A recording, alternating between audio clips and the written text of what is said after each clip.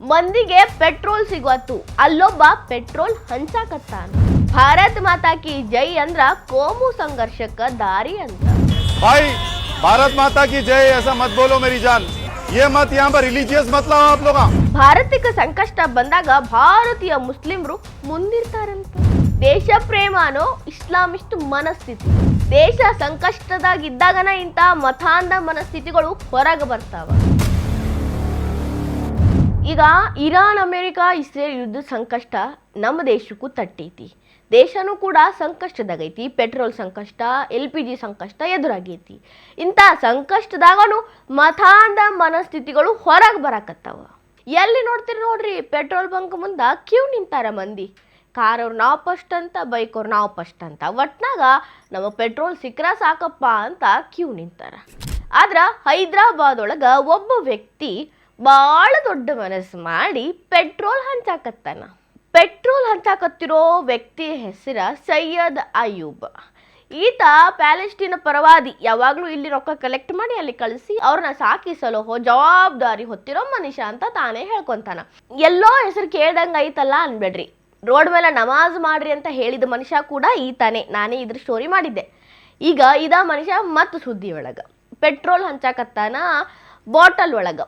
ಅವು ಒಂದು ಬಿಸ್ಲೇರಿ ಬಾಟ್ಲ್ ಇರ್ತಾವಲ್ರಿ, 1 ಲೀಟ್ರದು. ಅದ್ರೊಳಗೆ ಪೆಟ್ರೋಲ್ ಹಾಕಿ ಫ್ರೀ ಪೆಟ್ರೋಲ್, 100 ರೂಪಾಯಿ ಮೌಲ್ಯದ ಫ್ರೀ ಪೆಟ್ರೋಲ್ ಹಂಚಾಕತ್ತಾನ.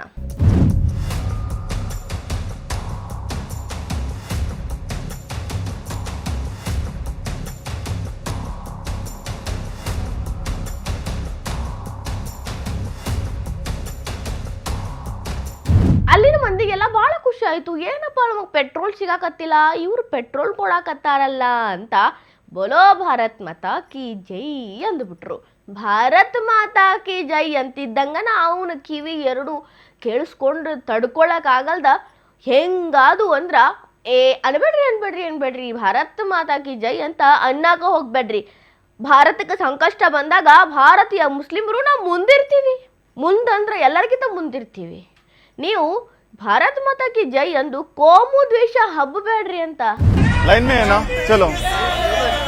भाई भारत माता की जय ऐसा मत बोलो मेरी जान. मुसलमान हमेशा आगे रहा. हिंदुस्तान पे जब भी मुसीबत आई, हिंदुस्तान में मुसलमान आगे रहा. ये मत यहाँ पर रिलीजियस मत लाओ आप लोग. रिलीजियस मत लाओ. यहाँ पर हिंदू मुसलमान सब एक है. ಒಂದು ಮಾತು ನನಗೆ ಕ್ಲಿಯರ್ ಮಾಡಬೇಕಾಗೈತಿ. ಅವರು ಭಾರತ್ ಮಾತಾ ಕಿ ಜೈ ಅನ್ನೋದು ಹಿಂದೂಗಳಿಗೆ ಮಾತ್ರ ಸೀಮಿತವಾಗೈತೇನು? ಅದು ಭಾರತದಾಗಿರೋ ಪ್ರತಿ ಒಬ್ಬ ಮನುಷ್ಯನಿಗೂ ಸೀಮಿತ ಆಗೈತಿ. ಎಲ್ಲರೂ ಕೂಡ ಭಾರತ ಮಾತೆಗೆ ಜೈ ಅನ್ನಕಬೇಕು. ಭಾರತ್ ಮಾತಾ ಕಿ ಜೈ ಅಂದ್ರೆ ಮುಸ್ಲಿಮರಿಗೆ ಆಗಂಗಿಲ್ಲ ಏನು? ಯಾಕೆ ಈ ಮನುಷ್ಯ ಹಂಗೆ ಹೇಳ್ಬೇಕಿತ್ತು? ಹಂಗಾದ್ರ लाइन में है ना, चलो. भाई भारत माता की जय ऐसा मत बोलो मेरी जान. मुसलमान हमेशा आगे रहा. हिंदुस्तान पे जब भी मुसीबत आई, हिंदुस्तान में मुसलमान आगे रहा.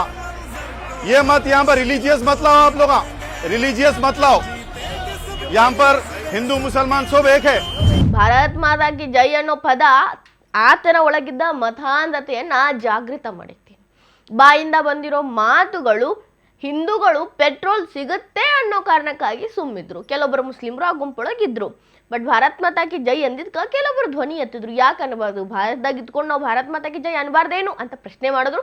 ಅವ್ರಿಗೆ ಪೆಟ್ರೋಲ್ ಸಿಗ್ಲಿಲ್ಲ. ಆ್ಯಂಡ್ ಮೋರ್ ಓವರ್ ಭಾರತ್ ಮಾತಾ ಕಿ ಜೈ ಅನ್ಲಿಕ್ಕೆ ಏನಪ್ಪ ಹೋಗ್ಲಿ ಬಿಡ ಕಡಿ, 1 ಲೀಟರ್ ಪೆಟ್ರೋಲ್ ಸಿಗಾಕತ್ತೈತಿ ಅಂತ ತಗೊಂಡವ್ರು ಮನೆಗೆ ಹೋದ್ರು. ಇಲ್ಲ ಈ ಪ್ರಶ್ನೆ ಹುಟ್ಟೋದು ಏನು ಹೇಳ್ರಿ?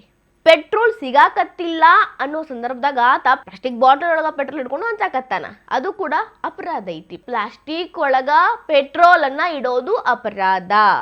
ಅದನ್ನು ಮಾಡಿದ್ರಿ ಇಲ್ಲಿ. ಹೋಗ್ಲಿ ಬಿಡ್ರಿ. ಭಾರತ್ ಮಾತಾ ಕಿ ಜೈ ಅನ್ನೋದು ಬೇಡ ಅನ್ನೋದು ಎಂತ ಮಾತು? ಪೆಟ್ರೋಲ್ ಹಂಚಿ ಭಾರತೀಯ ಒಳ್ಳೆಯವನು ಅನಿಸ್ಕೋಬೇಕು. ಈ ಕಡೆ ಭಾರತ್ ಮಾತಾ ಕಿ ಜೈ ಅನ್ಬೇಡ್ರಿ ಅಂತ ಇಸ್ಲಾಮಿಸ್ಟ್ ಅಂತಾನು ತೋರಿಸ್ಕೋಬೇಕು. ಇದು ಎಂತ ಮನಸ್ಥಿತಿ? ಇಸ್ಲಾಮಿಸ್ಟ್ ಮನಸ್ಥಿತಿ ಅನ್ಕೋಬೇಕೋ ಏನ್ ಅನ್ಕೋಬೇಕೋ ನೀವ ಅನ್ಕೋರಿ. लाइन में है ना, चलो. भाई भारत माता की जय ऐसा मत बोलो मेरी जान. मुसलमान हमेशा आगे रहा. हिंदुस्तान पे जब भी मुसीबत आई, हिंदुस्तान में मुसलमान आगे रहा. ये मत यहाँ पर रिलीजियस मत लाओ आप लोग. रिलीजियस मत लाओ. यहाँ पर हिंदू मुसलमान सब एक है. ಇಂಥ ಮನಸ್ಥಿತಿಗಳನ್ನ ಬದಲಾಯಿಸಕ್ಕ ಆಗಲ್ಲ, ಒಪ್ಕೊಳ್ಳೋಣ.